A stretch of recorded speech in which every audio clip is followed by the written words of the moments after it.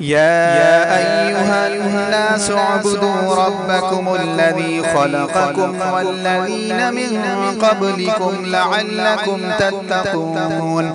الذي جعل لكم الأرض فراشا والسماء بناء وأنزل من السماء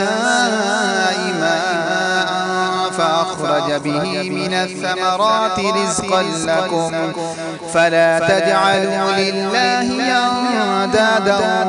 وأنتم تعلمون وإن كنتم في ريب مما نزلنا على عبدنا فأتوا بسورة من مثله وادعوا شهداءكم من